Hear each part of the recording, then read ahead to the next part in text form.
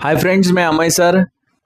अभी रिसेंटली जो M3 का पेपर आने वाला है और लास्ट आवर्स का प्रिपरेशन करना है 1 डे बिफोर एग्ज़ाम के अंदर ये वीडियो मैं आपको बताने जा रहा हूँ। इसके अंदर इम्पोर्टेंट क्वेश्चन फॉर M3 और मुंबई यूनिवर्सिटी मैकेनिकल सिविल वाला है। इसके पहले आप देखेंगे तो मेरा और एक वीडियो है कंप्यूटर IT वाला भी है, और ये मैकेनिकल सिविल का जो सिलेबस है उसके अंदर ये किया हुआ है।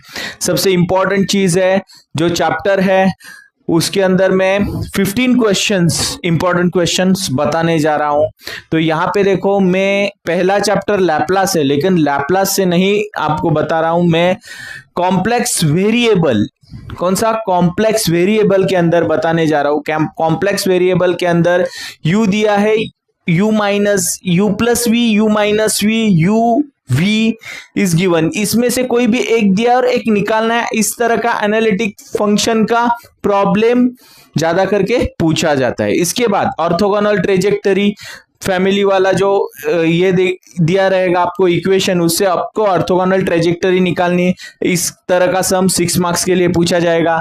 इसके बाद ये आप देखेंगे ABCD कांस्टेंट निकालने हैं एनालिटिक फंक्शन के अंदर, कांस्टेंट निकालने हैं एनालिटिक फंक्शन के अंदर, वो भी 5 मार्क्स के लिए या 6 मार्क्स के लिए पूछा जाने वाला क्वेश्चन है। इसके बाद आप देखेंगे तो सेटिस्फाइड द लैपलास इक्वेशन, ये क्वेश्चन लैपलास का नहीं है, ये कॉम्प्लेक्स वेरिएबल का है। ये लैपलास इक्वेशन जो है वही हार्मोनिक फंक्शन करके पूछा जाता है कभी कभी, या कभी कभी आपको सेटिस्फाई द लैपलास इक्वेशन। तो लैपलास इक्वेशन की कंडीशन सेटिस्फाई होती है, मतलब फंक्शन क्या होता है? हार्मोनिक रहता है। ओके, तो इस तरह का भी प्रॉब्लम आने का बहुत चांस रहता है। इसके बाद आप देखेंगे तो एनालिटिक फंक्शन है और पोलर कोऑर्डिनेट के अंदर के सम भी है, ये इस तरह के भी प्रॉब्लम पूछे जाते हैं। तो आप देखेंगे तो मैंने इसके अंदर 5 क्वेश्चंस बताए, उसमें से आपको 3 क्वेश्चंस या 4 क्वेश्चंस पूछे जाते हैं। तो ये जो पर्टिकुलर कॉम्प्लेक्स वेरिएबल है ये आपका 20 to 18 मार्क्स कंट्रीब्यूट करता है, 20 to 18 मार्क्स। ओके, इसके बाद आप देखेंगे तो हम लोग नेक्स्ट टॉपिक की ओर जाएंगे, वो है आइजन वैल्यू, आइजन वेक्टर। तो मैट्रिक्स के अंदर देखो आइजन वैल्यू और आइजन वेक्टर निकालना है, मतलब 3 into 3 वाला मैट्रिक्स दिया रहेगा आपको, उसके अंदर आपको आइजन वैल्यू आइजन वेक्टर दिया निकालना है। तो ये जो पर्टिकुलर सम रहेगा ये 6 मार्क्स के लिए पूछा जाएगा।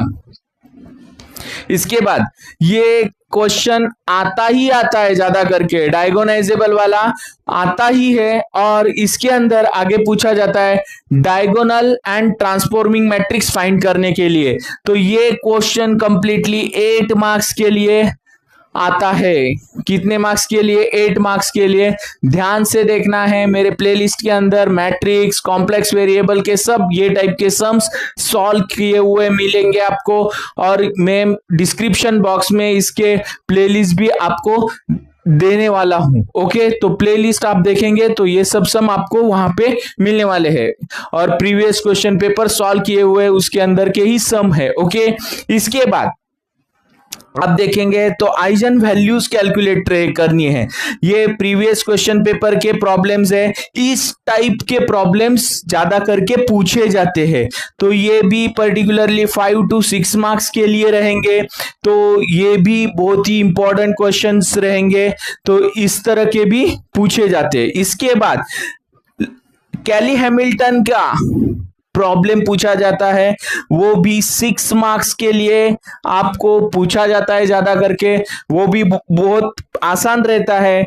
अगर ये पर्टिकुलर मैट्रिक्स के अंदर के जो सम्स है वो काफी आसान रहते हैं, तो मैट्रिक्स जो चैप्टर है वो भी आपका 20 to 18 मार्क्स कंट्रीब्यूट करता है पेपर का। ओके, तो कॉम्प्लेक्स वेरिएबल के बाद ये भी एक बहुत इंपॉर्टेंट चैप्टर है, काफी आसान है, और ये भी 20 to 18 मार्क्स कंट्रीब्यूट करेगा। इसके बाद आप जाएंगे तो पार्शियल डिफरेंशियल इक्वेशंस के अंदर, तो यहां पे भी आपको प्लेलिस्ट मिलेगी मेरी, इसके अंदर फेमस हमेशा आने वाला है। क्रैंक निकलसन मेथड का एक प्रॉब्लम आएगा ही आएगा और बेंडर स्किमिट मेथड का प्रॉब्लम आएगा ही आएगा। और ये सिंपल स्टैटिस्टिक्स वाला प्रॉब्लम है, टेबल फॉर्म करना है, काफी आसान रहता है। कैल्सी अच्छे से यूज करना है और सॉल्व करना है। ये इसके बाद टाइट द स्ट्रेस स्ट्रिंग और स्ट्रेस स्ट्रिंग, इस टाइप का स्ट्रिंग वाला प्रॉब्लम ज्यादा करके पूछा जाता है। तो ये 6 मार्क्स के लिए रहेगा। ये 6 और 8 मार्क्स के लिए रहेगा। ये भी 6 to 8 मार्क्स के लिए रहेगा। तो ये पर्टिकुलर चैप्टर भी आपका 18 to 20 मार्क्स कंट्रीब्यूट करता है। ये भी काफी आसान प्रॉब्लम्स होते हैं, तो ये भी 18 to 20 मार्क्स कंट्रीब्यूट करेगा। तो ये 3 चैप्टर के ऊपर अगर आप मार्क्स का कंट्रीब्यूशन देखेंगे तो 54 to 60 मार्क्स का कंट्रीब्यूशन होता है, जबकि आपका पेपर पूरे ऑप्शन के साथ 120 मार्क्स का होता है और उसमें से आपको 80 मार्क्स का क्वेश्चन सॉल्व करने रहते हैं। ओके, तो यहां पे आप देखेंगे तो अभी इसके बाद मैं फूरियर के ओर बढ़ा हूं। तो फूरियर के अंदर देखो हाफ रेंज वाला प्रॉब्लम पूछा जाता है, वो भी कौन सा, कोसाइन सीरीज का ज्यादा करके पूछते हैं। साइन सीरीज का भी आ सकता है, ऐसा कुछ नहीं है। और इसके अंदर 4th पावर वाली सीरीज आपको मिलेंगी ये पर्टिकुलर प्रॉब्लम के अंदर। तो वो पार्शियल आइडेंटिटी के प्रॉब्लम्स होते हैं। तो ये पर्टिकुलर प्रॉब्लम 8 मार्क्स के लिए रहेंगे। ओके, तो हाफ रेंज का एक प्रॉब्लम तो आने ही वाला है। ओके, तो हाफ रेंज सीरीज के ऊपर। ओके, इसके बाद obtain the Fourier series intervals -L to L और -π to π। -L to L मतलब -1 to 1 भी रहेगा, -3 to 3 भी रहेगा, -4 to 4 भी रहेगा, इस तरह के। मतलब ये भी 6 to 8 मार्क्स के लिए कंट्रीब्यूट होते हैं। तो फूरियर के अंदर भी फूरियर सीरीज का एक बेनिफिट ये होता है कि फूरियर सीरीज के सम आप करके जाते हैं तो सीरीज आपको दी हुई रहते हैं एग्जाम के अंदर। तो आप सम सॉल्व करते हैं तो सीरीज की और पूरी सीरीज आपकी फॉर्म होती है, तो आपको उधर ही आंसर मिल जाता है। ओके, तो टेंशन नहीं रहता है कुछ भी। तो फूरियर सीरीज भी बहुत इंपॉर्टेंट चैप्टर है। और लैपलास के अंदर मैं एक ही सम बता रहा, मतलब एक ही पर्टिकुलर टाइप बता रहा हूं, कॉन्वोल्यूशन थ्योरम इनवर्स लैपलास।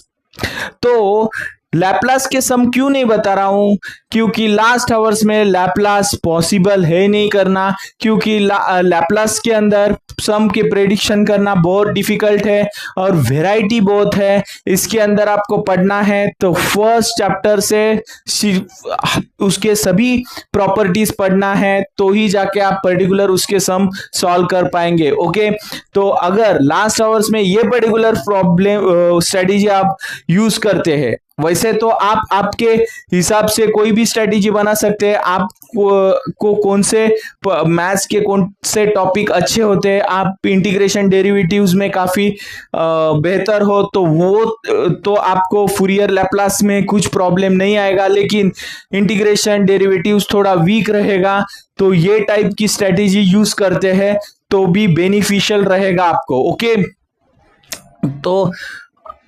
और मैं इसमें अंदर आपको बताने जा रहा हूं कि ये पर्टिकुलर वीडियो के डिस्क्रिप्शन बॉक्स में मैं आपको मेरी प्लेलिस्ट के सभी लिंक्स देने जा रहा हूं। उसके अंदर आपकी वो प्रीवियस क्वेश्चंस के सभी प्रॉब्लम सॉल्व ज्यादा से ज्यादा प्रॉब्लम सॉल्व करके मिलेंगे, वो काफी हेल्पफुल रहेंगे। ओके, और आपको अगर ये वीडियो मेरा अच्छा लगता है तो लाइक, सब्सक्राइब और शेयर ज्यादा से ज्यादा करना। Thanks for watching.